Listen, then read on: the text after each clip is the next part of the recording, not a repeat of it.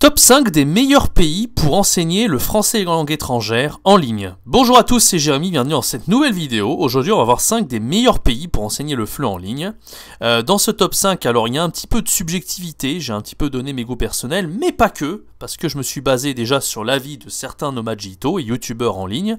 En plus de ça, je me suis basé sur des critères objectifs le plus possible, vous allez voir. Donc c'est pas simplement parce que ce pays est cool, ça serait trop facile, d'accord. On va voir un petit peu les avantages, et c'est surtout par rapport aux nomades digitaux, donc ceux qui travaillent à partir d'un ordinateur et qui enseignent le français langue étrangère en ligne. Si j'avais dû faire le top 5 des pays pour enseigner le FLE en présentiel, ça serait pas du tout le même top, ça n'aurait rien à voir en fait, parce que là ça concerne les personnes qui travaillent à partir d'un visa de type visiteur, comme un working holiday, par exemple un PVT, ou bien un visa business, d'accord, mais pas un visa travail. Ça serait pas du tout le même top si j'avais dû faire une vidéo comme ça. Peut-être, dites-le moi dans les commentaires si vous êtes intéressé déjà pour une vidéo enseigner le FLE en présentiel, quels sont les meilleurs pays pour enseigner le FLE en présentiel, et dites-le moi dans les commentaires si vous avez des pays auxquels, qui ne figurent pas dans ce top, qui vous pensez méritent leur place dans ce top, auquel cas je ferai éventuellement d'autres vidéos. Donc n'hésitez pas à dire tout ça et à donner votre avis dans les commentaires. Donc restez bien jusqu'à la fin de ces vidéos pour découvrir ce top 5 des meilleurs pays pour enseigner le FLE en ligne en tant que nomade digital. Avant que cette vidéo commence, je vous invite à rejoindre ma formation gratuite, 3 jours pour arriver à se lancer en tant que prof de FLE en ligne sans aucune expérience et en partant de zéro. Donc si vous aujourd'hui vous avez envie de vous lancer comme prof de FLE comme ça, nomade digital, indépendant, vous avez envie de voyager partout dans le monde, mais vous ne savez pas par où commencer et vous êtes un petit peu perdu, je vous aide et je vous accompagne à travers cette formation gratuite. Il y a un plan d'action en fait en 3 jours, je vous prends par la main vraiment avec des conseils, des astuces et une méthode complète. Donc n'hésitez pas, c'est le tout premier lien dans la description de cette vidéo, c'est 100% gratuit, profitez-en. Alors, quels sont les critères? Sur quoi je me suis basé pour choisir pas top 7? Je me suis trompé, j'ai oublié de rectifier ça. Au début, je voulais faire un top 7, mais je me suis aperçu que c'était plus simple de faire un top 5. Alors, quels sont les critères sur lesquels je me suis basé, les critères objectifs pour choisir ces 5 pays? On a un petit peu plus, vous allez voir, mais je les ai regroupés dans 5 catégories. Alors les critères, d'abord le premier critère dont je me suis servi pour faire ce top 5, c'est le coût de la vie. C'est assez important en fait. Donc je me suis basé en fait comme dans l'enseignement du FLE, même qu'on enseigne en ligne, c'est très difficile de gagner plus de 2000 € par mois. Quand vous êtes indépendant et que vous faites des cours de FLE en ligne, si vous en faites beaucoup et que vous êtes à un prix assez élevé, vous pouvez prétendre à une rémunération nette de 2000 € par mois.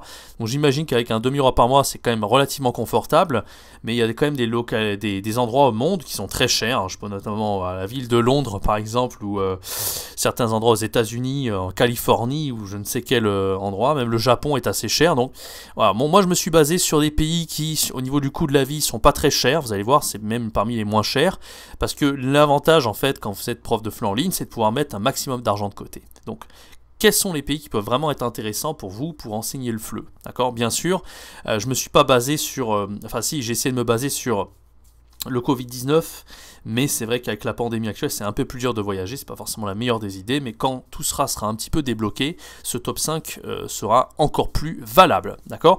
Donc au niveau du coût de la vie, on s'est basé sur le coût du logement, des transports, de la nourriture, bien sûr, c'est les 3 principaux pôles de dépenses. Au niveau des autres critères, alors c'est un des critères à prendre en compte, c'est est-ce que le pays est suffisamment sécurisé, est-ce que le niveau le taux de criminalité est assez faible, c'est quand même un critère à prendre en compte.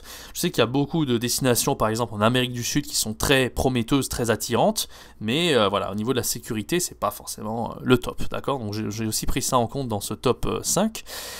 Bien sûr, la connexion internet, parce que s'il n'y a pas de connexion, par exemple, c'est un peu difficile. Moi, je m'étais retrouvé en Chine avant, et c'est vrai qu'il fallait avoir un VPN, etc. Bon, bref, on pouvait quand même s'en sortir, mais ça peut être un petit peu embêtant, surtout s'il y a des logiciels qui sont bloqués.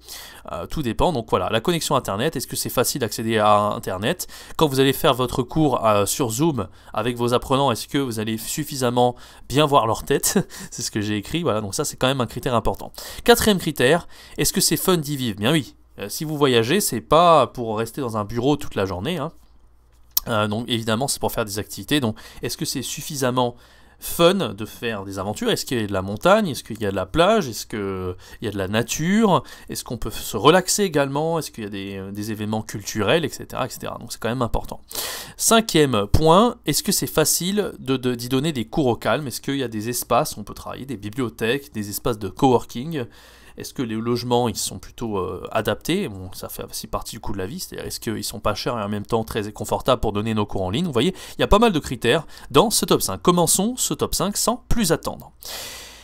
Alors, le premier pays, pour moi, ça serait la Thaïlande. Alors pour moi, mais pas que pour moi, c'est vraiment un des repères des nomades digitaux, la Thaïlande. Alors je vais expliquer pourquoi. Alors moi, j'ai eu la chance de pouvoir y aller. J'ai visité... il y a une des villes que je vous ai mis dans ce top en Thaïlande, que je n'ai pas eu encore l'occasion de visiter, mais j'en ai entendu énormément de bien. Alors déjà, la Thaïlande c'est intéressant quand vous êtes prof de FLE en ligne, parce que au niveau du coût de la vie, c'est environ 48% moins élevé qu'en France. D'accord? Donc j'ai donné un ordre d'idée, mais ça c'est vraiment quand vous êtes dépensier, vous faites plein d'activités. Au maximum, normalement, en termes de budget, il faudra à peu près 1522 bahts par jour, il y a 40 € par jour pour vraiment être très confortable en Thaïlande. Vous voyez que c'est largement, ça peut le faire. Alors 40 € là, j'imagine que vous dites que c'est très cher, mais c'est vraiment le budget maximal. D'accord? Donc moi je me rappelle quand j'étais en Thaïlande, dans les îles, etc., quand je dépensais, j'en avais pour 200 bahts, etc. pour avoir des poissons grillés au bord de la plage. Donc vraiment, c'est pas cher au niveau de la nourriture, au niveau de plein de choses, du logement, etc. etc. Le pouvoir d'achat, par contre, est moins élevé qu'en France. Donc ça, c'est quelque chose qu'il faut prendre en compte, d'accord? C'est-à-dire que si vous avez... C'est pour ça que c'est intéressant d'être prof de FLE en ligne en Thaïlande, parce que si vous prétendez être nomade digital, vous prétendez à un prix élevé, 30 € l'heure, vous allez être le roi en Thaïlande, d'accord? Parce que c'est les contrats locaux en fait, les emplois en Thaïlande qui sont pas très rémunérateurs parce que voilà, le pouvoir d'achat est moins élevé dans ce pays, mais à contrario, le coût de la vie est beaucoup moins cher qu'en France, d'accord? Alors quelques villes intéressantes, je vais vous dire pourquoi. Une des meilleures villes pour moi, enfin pour beaucoup de gens aussi, c'est Chiang Mai. C'est une ville en fait où c'est très calme, où le bien-être est vraiment très intéressant pour être prof. Il y a beaucoup de nomades digitaux qui y sont, et en même temps, comme je dis, c'est une ville de bien-être, de massage, de méditation, de spiritualité, donc c'est vraiment très intéressant, et vous sentirez pas du tout stressé, comme dans certaines autres villes. Voilà, il y a certaines autres villes en Asie qui sont un petit peu plus busy, on va dire, donc un peu plus, j'arrive pas à trouver le mot, mais active, on va dire, il y a beaucoup de gens, etc., les grandes capitales notamment, et Chiang Mai, c'est pas du tout ça, donc il y a quand même tout ce qu'il faut, en fait, pour être heureux, mais voilà, c'est pas Bangkok du tout, tout à fait, tout simplement. Vous voyez que dans ce top, j'ai pas mis Bangkok d'ailleurs. Hein. Bangkok, c'est pas la meilleure ville, je pense. Mais voilà, Chiang Mai, c'est très intéressant. Chiang Rai, je vais vous mettre le lien en haut là, à droite de l'écran. J'ai un élève en fait, un prof plutôt, qui est nomade digital de FLE, qui habite en Thaïlande depuis 10 ans maintenant. Et j'avais fait une interview avec lui. C'était un de mes profs, un des profs qui a été coaché, qui a fait mes formations, un des plus fidèles, et on a fait une interview ensemble sur la chaîne. Donc je vous mets le lien en haut à droite de l'écran, et il a notamment parlé un petit peu de la Thaïlande dans cette interview, et lui il habite à Chiang Rai, et il me dit que c'est une excellente alternative à Chiang Mai, enfin c'est très très agréable d'y vivre tout simplement. Lui ça fait 10 ans qu'il est en Thaïlande, il connaît bien, et voilà. Alors les îles, moi c'est ce que j'ai fait, Koh Samui, Koh Tao notamment. Je sais pas si j'ai pas oublié un H à Ko, mais je crois que les deux orthographes sont possibles. Bref. Et Phuket, bien évidemment. Alors, Phuket, c'est un peu plus touristique. Moi, je vous conseille vraiment Chiang Mai. Pour les nomades digitaux, c'est très intéressant. Et notamment, je vous en parler dans un instant, c'est un YouTuber qui s'appelle Marketing Mania, Stan Leloup pour les intimes. Il est spécialisé en marketing et lui, maintenant, il habite à Chiang Mai avec sa femme et avec son enfant. Et il dit que c'est vraiment ville de bien-être. Hein. Il s'y sent très bien. Très intéressant comme repère pour les nomades digitaux et ceux qui travaillent en ligne. Donc voilà, Chiang Mai, c'est vraiment le grand truc. Mais voilà, ce qui est intéressant avec la Thaïlande, c'est quand vous partez un petit peu pour vous vider la tête, vous avez plein d'îles aux alentours. Moi, j'avais notamment été à Koh Samui, à Koh Tao, j'avais adoré. Phuket, comme je vous l'ai dit, c'est un petit peu plus touristique, mais c'est quand même intéressant de le visiter, donc voilà. Autres avantages de la Thaïlande, la météo, c'est un des pays les plus chauds, voilà, c'est un peu paradisiaque quelque part, hein, donc la météo, c'est 30 degrés, 35 degrés toute l'année, voilà, hein. Jamais, voilà, vous n'avez jamais de ciel gris un peu déprimant, non, vous avez une super météo, la nature, elle est partout, les arbres, la nature, les plages, même, je crois même qu'il y a des montagnes, si je dis pas de bêtises, voilà. La nourriture, elle est super bonne. Tous les plats thaïlandais, c'est une gastronomie qui est assez populaire, c'est un peu épicé, il y a de tout, de toute façon, on trouve de tout, c'est assez varié en même temps, et la nourriture thaïlandaise est très très bonne. La connexion Wi-Fi est très bonne aussi, hein. C'est vraiment voilà, le repère des nomades digitaux. Pour ceux qui travaillent en ligne, pour les profs de FLE en ligne, c'est parfait la Thaïlande. Et les gens sont très accueillants, sont très sympas, sont très relax. Il y a vraiment un côté très relax en Thaïlande. Moi quand j'y suis allé, j'ai vraiment ressenti ça. Voilà, un des meilleurs pays pour enseigner le FLE, si vous pouvez y aller, ne vous en privez pas. C'est parfait, si en plus vous êtes rémunéré en tant que prof de FLE et que vous êtes à un prix horaire assez élevé, vous serez un roi en Thaïlande, ça c'est certain. Alors deuxième pays dans le même esprit, le Vietnam. Alors le Vietnam, je vous avais parlé tout à l'heure d'un nomade digital, donc Stan Leloup, Marketing Mania, j'avais fait un top sur la chaîne déjà en parlant de lui, c'est intéressant sa chaîne YouTube. Eh bien il avait vécu au Vietnam avant d'être en Thaïlande justement. Donc je vous en parlais, il a fait 2 vidéos à ce sujet, d'ailleurs en fait je vous l'affiche en ce moment même. Donc pourquoi je suis parti vivre au Vietnam, c'est la première, c'est très intéressant ce qu'il dit là, je vous invite vraiment à regarder cette première vidéo là, pourquoi je suis parti vivre au Vietnam. Et la deuxième c'est vivre au Vietnam. Les 2 vidéos sont hyper intéressantes, je vous invite à les regarder. Il parle un petit peu du fait d'être nomade digital, comment il fait pour s'organiser, comment il a fait quand il a débarqué dans le pays pour vraiment s'intégrer, etc. Donc c'est vraiment très très intéressant. Notamment en fait du fait qu'il a trouvé un logement avec... en fait, il a réussi à trouver une communauté de gens qui sont comme lui, qui sont freelance, à s'entraider avec eux, à trouver son logement grâce à eux, voilà, à apprendre du business, tout simplement, comment dire... Bon, lui, il n'était pas prof de FLE, mais voilà, encore une fois, vous l'avez compris, hein, c'est bien aussi de s'inspirer des autres freelances pour arriver à tirer son épingle du jeu. Alors, le coût de la vie en Vietnam, pardon, c'est exactement comme en Thaïlande, c'est 48% moins élevé qu'en France. Je vous ai mis la monnaie vietnamienne que je connais pas trop, mais voilà, c'est donné un ordre d'idée, donc ça c'est le budget maximal, d'accord. Alors les villes intéressantes, Ho Chi Minh, c'est celle de Stan justement, et Hanoï, c'est les 2 plus connus. Ho Chi Minh c'est intéressant, c'est un côté très dynamique en fait, et quand vous travaillez en ligne, ça vous donne pas mal d'inspiration, etc. Donc c'est pas mal. Alors avantage bien sûr, la communauté d'entrepreneurs, comme Stan Leloup en a fait partie, donc quand il s'est entraidé avec d'autres personnes, et d'autres entrepreneurs qui travaillent sur Internet. La nature, c'est très beau en fait, c'est super, c'est magnifique, c'est comme la Thaïlande, c'est splendide tout simplement, on en prenait plein la gueule. La nourriture est très bonne aussi, voilà. Et la connexion Internet, les gens sont aussi très sympas au Vietnam. Voilà. Donc c'était un petit peu proche de la Thaïlande. Je pense que voilà, la Thaïlande est un petit peu plus populaire que le Vietnam, mais les 2 destinations sont très très populaires dans tous les cas pour les nomades digitaux. Voilà, alors, 3e pays, encore plus connu que les 2e, mais peut-être encore plus. Je l'ai mis en top 3 parce que voilà, c'est un petit peu plus, comment dire... Au niveau du coût de la vie, c'est un petit peu plus cher, mais bon, ça reste quand même tout à fait abordable. Bon, non, au contraire, non, c'est pas forcément plus cher. Au contraire, c'est pas cher du tout. 52% moins élevé au niveau du coût de la vie qu'en France, d'accord. Donc, pour 33 € par jour, budget maximal, vous en sortez très bien à Bali. Même au niveau du logement, hein, on peut avoir des super logements, des espèces de villas là pour pas très cher. Donc ouais, Bali c'est vraiment tout le monde y va, c'est vraiment extrêmement à la mode. Tous les nomades digitaux, même c'est très touristique, donc c'est vraiment parfait quoi. Et voilà, comme je vous l'ai mis, c'est une des destinations les plus populaires au monde. La nature est magnifique, la météo aussi, voilà. Encore une fois c'est très proche des 2 que j'ai mis dans le top 1 là pour l'instant, dans le top 3 plutôt. Voilà, vous avez de tous les paysages, des plages, les gens aussi sont extrêmement gentils, ça c'est quelque chose qu'on peut noter. Donc vous voyez, il y a quand même des similitudes dans ces 3 premiers pays que je vous ai mis dans ce top 5. Alors on passe à la suite. Alors j'ai mis en top 4 le Costa Rica. Vous allez me dire, mais c'est tout le temps des pays où il y a des plages. Alors peut-être que c'est parce que je trouve les plages c'est magnifique, mais c'est pas que la plage, c'est aussi la nature, c'est aussi le côté détente. Vous avez besoin quand vous travaillez en ligne déjà d'être vraiment dans un espace de détente, au calme quand vous faites vos cours de FLE en ligne. Enfin personnellement je pense que c'est très important. Et quand vous êtes dans une grande ville avec quelque chose de stressé, c'est un petit peu moins bien, d'accord. Donc le coût de la vie, il est à peu près 24% moins élevé qu'en France. Donc c'est un petit peu plus cher le Costa Rica, mais vous voyez que c'est quand même largement abordable, d'accord. Les paysages sont à couper le souffle, pardon. D'ailleurs, ouais, c'est bon. La nourriture est également excellente, un petit peu moins variée qu'en Thaïlande, au Vietnam et à Bali, apparemment. Hein.